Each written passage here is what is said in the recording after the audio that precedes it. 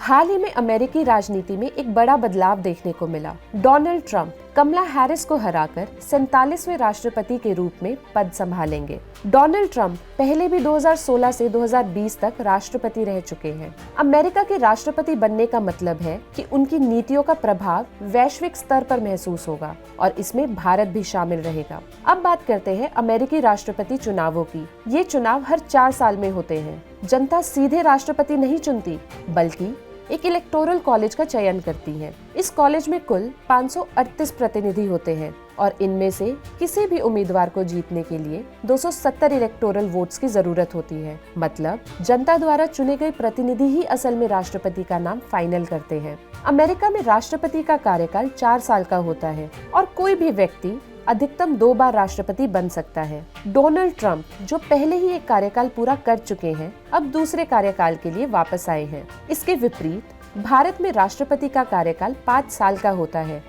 और वे 2 से ज्यादा कार्यकालों के लिए चुनाव में खड़े हो सकते हैं। ट्रंप रिपब्लिकन पार्टी से आते हैं, जबकि इससे पहले डेमोक्रेटिक पार्टी से जो बाइडेन राष्ट्रपति थे।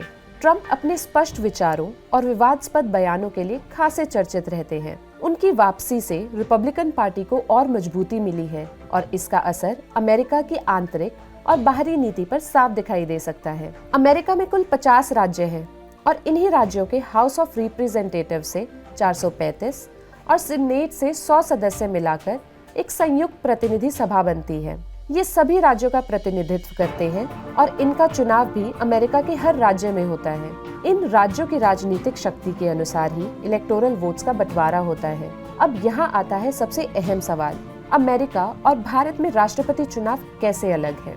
भारत में राष्ट्रपति के चुनाव में सांसद एक विधायक भाग लेते हैं, जबकि अमेरिका में जनता सीधे राष्ट्रपति के लिए नहीं, बल्कि एक समूह इलेक्टर्स के लिए वोट करती है, जिन्हें प्रत्येक राज्य में उम्मीदवार की पार्टी द्वारा चुना जाता है। ये इलेक्टर्स फिर इकट्ठा होकर राष्ट्रपति और उपराष्ट्रपति के लिए औपचारिक रूप से वोट डालते हैं, जिसे इलेक्टोरल कॉलेज कहा जाता है। अब बात करते हैं कि ट्रंप की वापसी भारत समेत पूरी दुनिया पर कैसे असर डाल सकती है।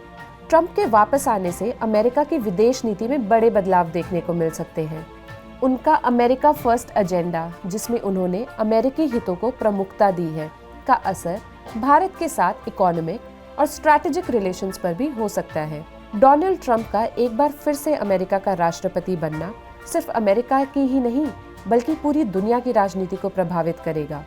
अमेरिकी चुनाव प्रणाली का यह ढांचा उदाहरण है कि कैसे एक देश की राजनीति का प्रभाव वैश्विक संबंधों, सुरक्षा और व्यापारों पर पड़ सकता है।